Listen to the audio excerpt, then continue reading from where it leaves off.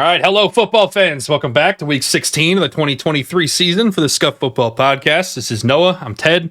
This one's probably going to be short, sweet, and to the point. Did a lot of football, just was not relevant at all this weekend. I guess we'll start with the easy news first. The Chargers fired Brandon Staley after giving up 63 points to the Raiders. Okay, look, just to put it into context, what the Raiders did on over the weekend, they scored more points in the first half than they've had in any full game this entire season long.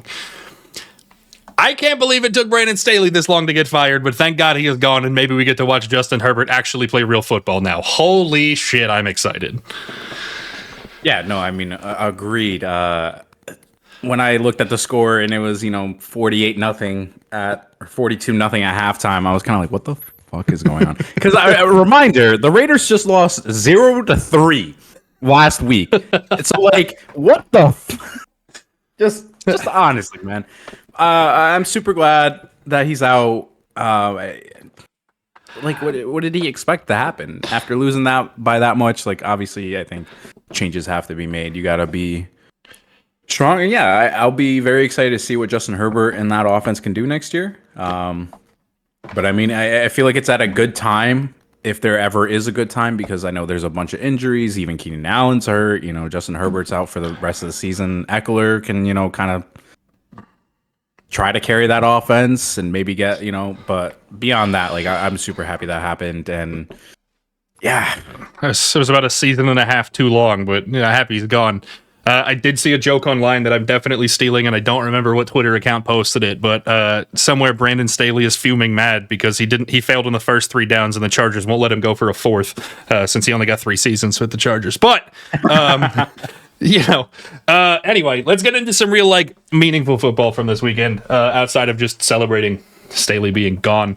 Yeah, I guess we got to start with the Eagles. They lost yet another game in a row to Seattle. I was kind of complaining before the podcast started. Maybe you can weigh in a little more. Not a homer, but for me, it doesn't even look like the Eagles are playing poorly. It's just play calling is awful. I don't know how they expect to beat good teams if they just can't put together 3 solid downs of moving the football forward. Yeah, I mean, obviously, I'm a little biased because, fuck your team. That being said, I still think they're a really good team, obviously. I still think they're, one of the favorites. I mean, again, they had a really tough, schedule, and I eventually thought they would lose some. I didn't see, back-to-back losses. I mean, we saw the Niners do it, but they bounced back, so maybe we'll see the Eagles kind of bounce back. Yeah, I mean, it definitely isn't the team that I've expected to be seeing. I mean, I don't know what's going on there. Again, like you said, play calling has been bad. I've been trying to tell everyone who listens to this podcast that DeAndre Swift has that dog in him. And when the Eagles traded for him, I was super, super excited. You were excited because you know what he's been able to do. And again, he was featured in the first half, and in the second half, just let's throw the ball. It felt like everything was just looking for big yards that they weren't getting and forcing the ball in. Then they get themselves behind where it's 2nd and 10, 3rd and 10, and then they lose the option to run. I can't tell you how much better the Eagles would look if they just handed the ball to Swift on 1st down. I don't care if you do the dumb stuff 2nd and 3rd, just do a running play and make it 2nd and 4 rather than 2nd and 10 at every single drive.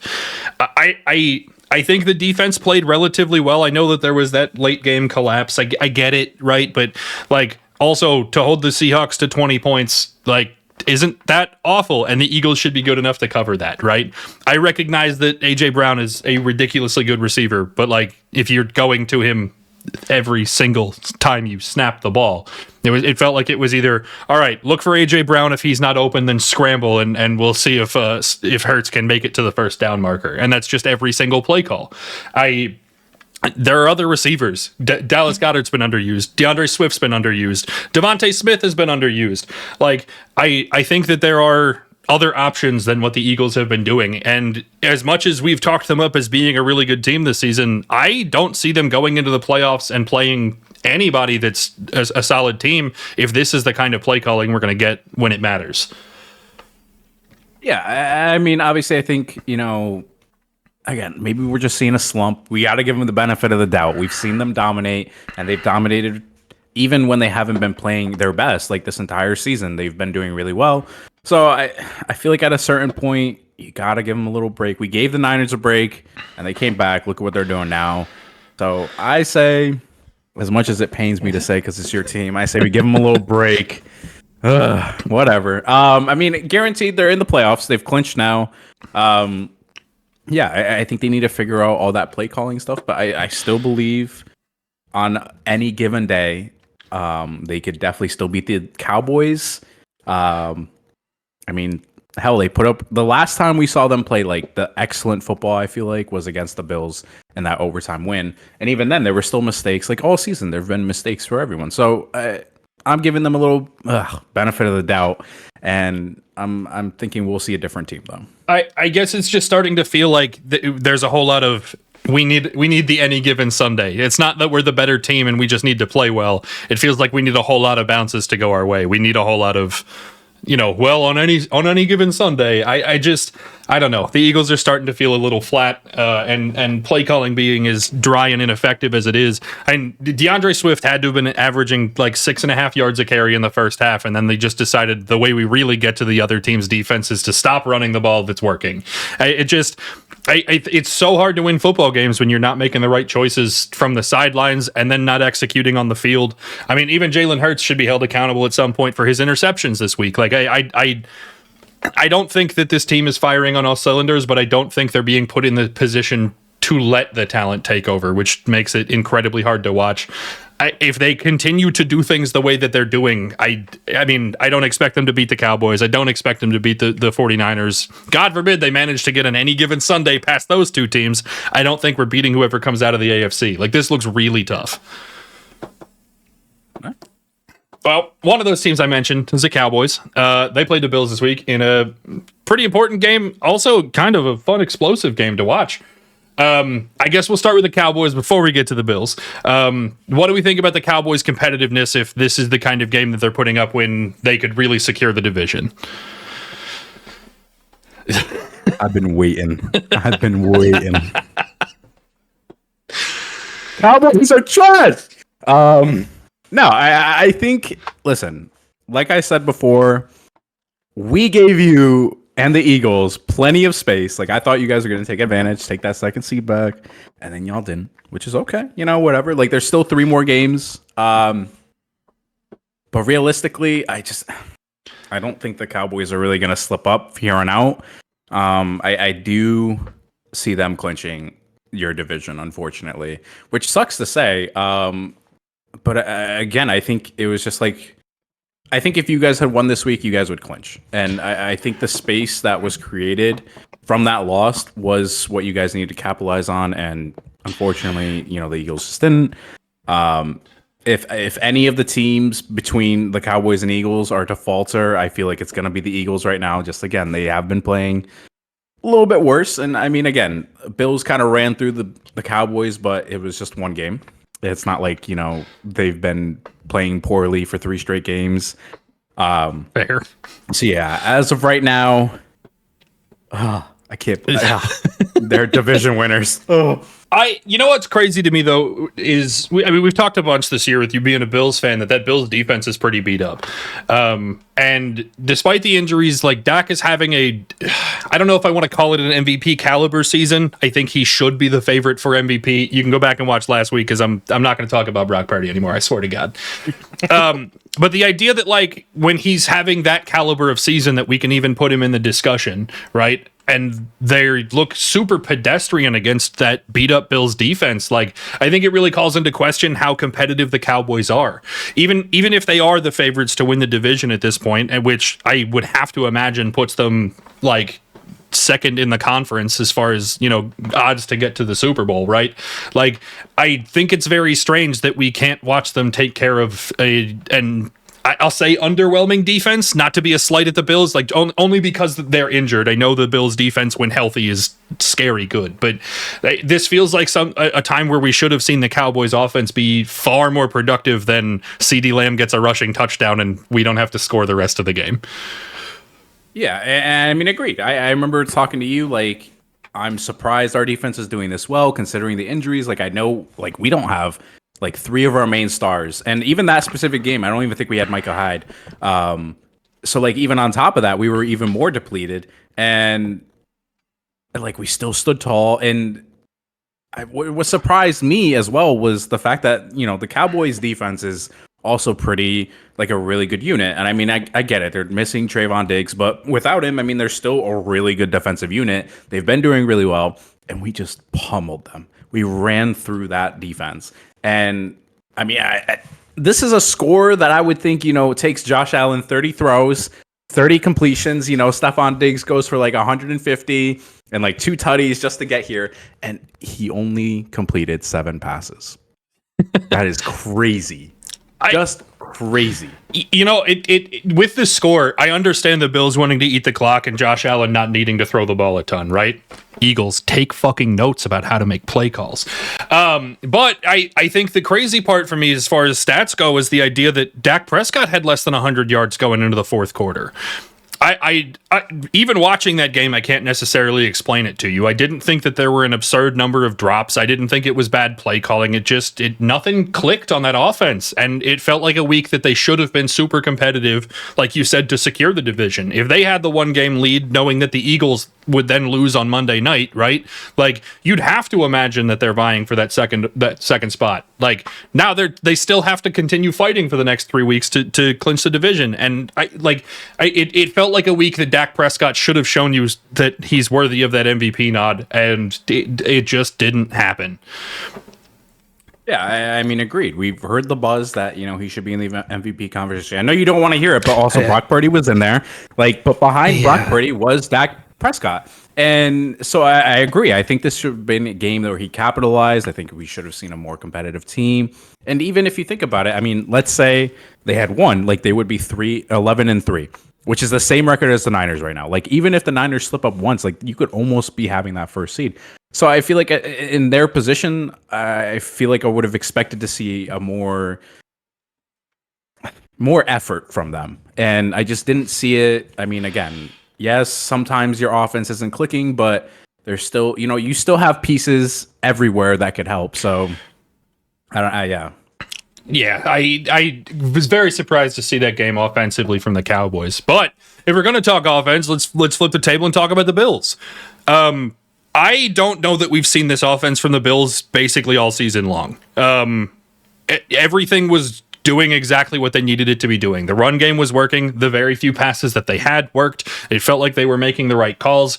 They looked like they didn't need to force anything. And this reminds me of the Bills from last year that I said were super scary. I guess my questions are how much we believe that the Bills can be consistent. I'm much less questioning now whether or not they'll make the playoffs. I know we had our, what ifs with the schedule last week, but the way that they played, there's no doubt in my mind, right? But I guess, like, how consistent can we expect this Bills offense to be to maybe beat up on some teams and make a playoff run? Yeah, I feel like obviously we're not going to see the same performance running wise. Trust me, I love James Cook, but like doing that and keeping it up is like a pretty hard task. Like, I mean, even there's no way that we're just going to continue to win games by Josh Allen only throwing 7 passes consistently every single week. So I 100% like if this were to, I love the fact that our run offense was working. I love, seeing us just pummel through, but I don't anticipate this will be the continuous offense. I think we can be consistent with the running game. I think that kind of has been like a focal point following Ken Dorsey's like release. It's just kind of like we've been trying to get that run game more. And I saw like a stat. It was like in the first 10 games, like James Cook only had like 1 touchdown. But like in the past 4, he's had 4. So that's all I'm saying, But I mean, again, so I think we could be more consistent. Yes. I don't believe we'll be seeing Josh Allen throwing 7 times in a game like ever again. Like I think we'll definitely see more throw. But I'm very happy. I mean, again, if we could do this consistently, and I feel like we're hitting our stride at the right moment. We've had, we've gotten the 2 really big wins out of the way. And now we kind of get like a little break, but we'll have to still, beat the Dolphins. But beyond that, I'm pretty happy with where we are. I think my big question about the Bills, right, is that when we've watched them struggle this season, it was that Josh Allen was forcing the ball and throwing interceptions, right? And so I guess being in the position where you're up by 21 points that you don't need to throw the ball means it's kind of hard to force an interception when you're not even passing, right? Like, I think they get the benefit of the doubt this week, but I guess like my questions about their struggles are still kind of there. You at this rate, right? You have to go into Miami and beat them late in the season at this point. Like, the Bills' playoff picture kind of looks like they're trending towards a wild card spot regardless, right? But they genuinely still have a shot at the division. If the Dolphins drop a game between now and the end of the season, the Bills continue to win.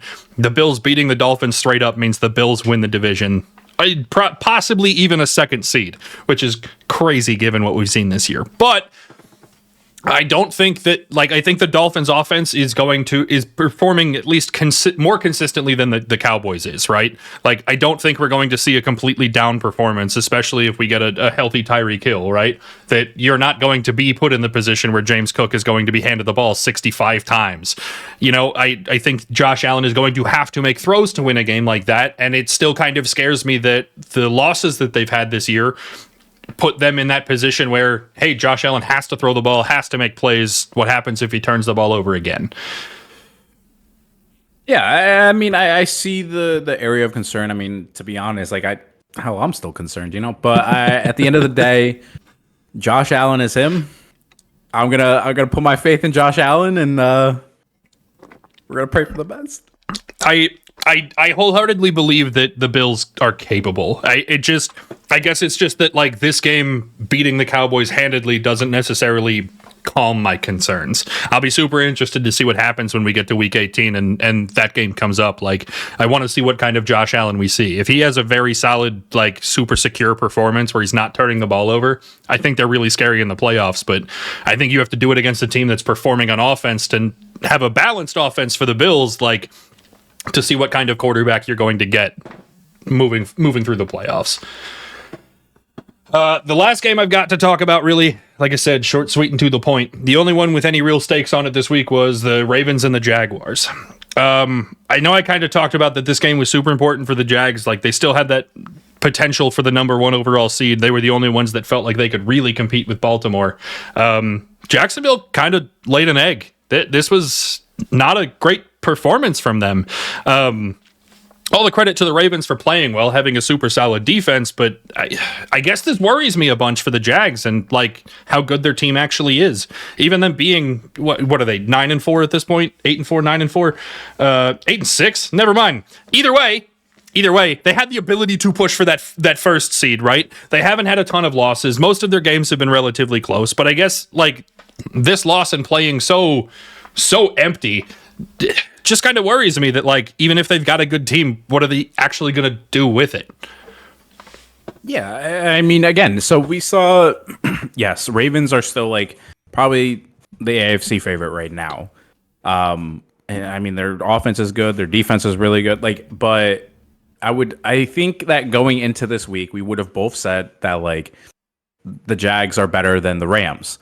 And the Rams just, like, basically ran through Baltimore, put up really decent points. I mean, Baltimore squeaked out a win, but we saw, like, a blueprint on how to, like, make it a game. And I feel like the Jags have more pieces. I mean, yes, no Christian Kirk, but you still have, you know, Calvin Ridley. You still got Evan Ingram. Like, you still have all these pieces that really, like, ETN. Like, he had, trust me, for my fantasy team, he had shit, dude. It was bad, okay? I had Ingram and ETN starting. It was bad, okay? And anyway, my point is, like, I'm almost inclined to call them posers as well. I mean, I just expected so much more from them in this game, especially with something on the line. Like, obviously,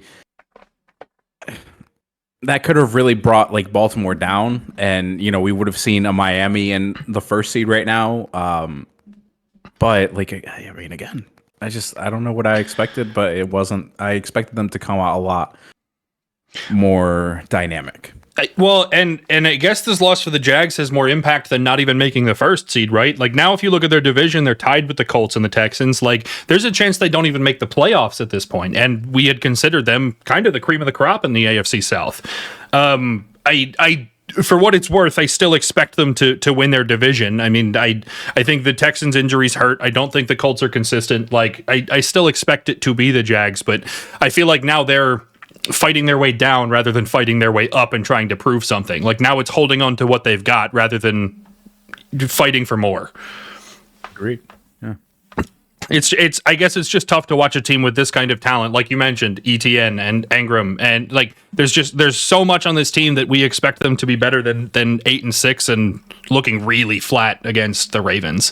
Again, and I don't want to say this taking anything away from the Ravens. I mean, I think they've quietly been the most dominant team in the AFC all season long. We've talked about it a handful of times, but I guess I just wanted to see something more competitive for a game that matters so much. All right. I think that brings us into fantasy. I know it's playoff time. Got any updates? Got any news? Anybody you're looking at? I know this is a stressful time for a lot of people with their playoff hopes, and so many players putting up duds. So sorry to Josh Allen owners, even though they won. Yeah. I don't know. Usually, come playoffs, I'm just looking for even small points. I mean, by now you have your team. You know what's going on. Like by now, I'm just looking at defense, special teams. Maybe there's a really good matchup that you'll get. But beyond that, like you have your team, man. Like just ride it out, see where the ball lays. Yeah, I guess for me the big issue is like picking starters, right? So like where the Jags have to be more competitive to fight for their division. If you're kind of on the fence about a Jags player or a Ravens player, where the Ravens secured the division and probably the number 1 overall seed, right? You're going to see more effort from the Jags than you are from the Ravens. I think like if there are questions, I would look for tight matchups where games matter more, and that's the big deal for me. I know that I've lost in the past from picking the better player when you should be picking the more competitive player. So I would just kind of ride that one out and take that into consideration before you set your lineups this week. All right, let's wrap this up and get into gambling. It was a down week for you and up week for me, and somehow you still beat me. 9-7 for Noah, 8-8 for me. Noah cracked 100 wins. He's at 102, 74-4. I'm still trying to get myself back to 500 by the end of the year. 84, 93-4. I think there's some interesting spreads this week. I'm excited to get into this one. Let's start with New Orleans and the Rams. Rams are 4.5 favorites at home. Yeah, no, I've been praising Kyron Williams. I mean, come on, we got to go Rams here. They've been playing really well since they're bye. I'm liking them. I'm also going to take the Rams. New Orleans just is not that good when I feel like they should be. And even if I'm kind of like not as high on the Rams as I probably should be with their talent, like New Orleans just doesn't feel like they can get it done. Cincinnati, Pittsburgh. Bengals are 2.5 favorites on the road. The last time I picked the Bengals. So stressful. I'm gonna go Bengals here. I know it was stressful, but they still put up a decent game, even with Jamar out. I don't know. I'm gonna go Bengals. I watched this guy online this week. He named 96 quarterbacks that are better than Mitch Trubisky. 2 of them weren't quarterbacks. It's very hard for me to take the Steelers knowing that Mitch Trubisky is going to be throwing the football. That's just got to be it for me. I'm taking Cincy. Buffalo and the Chargers. Bills are 10.5 favorites. Well, we just watched all that shit. So Bills 100%. Yeah. Look, every single part of me wants to pick against the big spread. And then I think about the Chargers and knowing all of the players they have out and the fact that they just fired their head coach and GM. Like, it's every part of me wants to take the Chargers and plus 10.5, and I still can't do it. I have to take the Bills, and I hate it so much. I've got Indy and Atlanta. Falcons are 1.5 favorites. Yeah, no, I'm... As much as, I mean, I picked the Falcons last week, and they fucking lost to the Panthers, so gotta go Colts. Actually, no. Fuck, I have to pick the Falcons because I need the Colts to lose. Well, all right. I'm going to take the Colts. I think the Colts have been playing consistently decent football. You're consistently above average. I'll give them that. Atlanta, again, like you said, lost to Carolina. They're even losing the easy ones. I cannot take the Falcons in good faith. Plus, Jonathan Taylor might be back. Kind of get it. If you want to win money, don't bet what I'm doing. I'm just doing it for the Mills. I told you last week, man, you're picking emotionally and I'm picking like in a thought out fashion, and you still beat me. I told you it was going to happen, and it did. But I also sent you those screenshots. You did. That's why I picked rationally. You did. Like I said, either way, you still beat me. It doesn't even matter. All right. I've got Green Bay, Carolina. Packers are 4.5 favorites on the road. Yeah, I'm gonna go Packers. I think they put up a decent week last week, and Panthers are still god awful. Panthers have got to be playing. I would say they have to be playing for the number 1 overall seed, but it belongs to the Bears, so they're playing to give the Bears more draft picks. Green Bay, they've turned it on later in the season, even though they've lost the past couple of weeks. Like, I don't think they've been playing awful, and literally being not awful is all it takes to beat Carolina. So, I've got Cleveland at Houston. Texans are 2.5 favorites at home. I mean, I haven't really followed, CJ Stroud. I'm not sure if he's coming back. The only reason I would think that Houston is favored right now is because CJ Stroud is back. That being said, I mean, Browns just are finding ways to win, dude. Even with Joe Flacco throwing 3 interceptions, I gotta go Browns here. They're sneaky. I just think, and I think their defense is going to do enough to shut down the Texans. I'm right there with you. Cleveland's defense is really good. Even if CJ Stroud plays, which would normally make Houston a ton better than they've been, Cleveland's defense is not like anything Houston's played all season long. There are enough other injuries outside of the quarterback position that, I cannot believe Cleveland is not the favorite in this game. I'm just going to be honest with you. If you're giving them plus points, that sounds like free money to me. I've got Detroit, Minnesota. Detroit's a 3-point favorite. Yeah, I'm just gonna go Detroit. I mean, I think 3 is just way too little and disrespectful, but it is what it is. Yeah, I was surprised to see that spread so close. I kind of did some like really basic research to see if like maybe Detroit already secured the division and they don't give a shit anymore.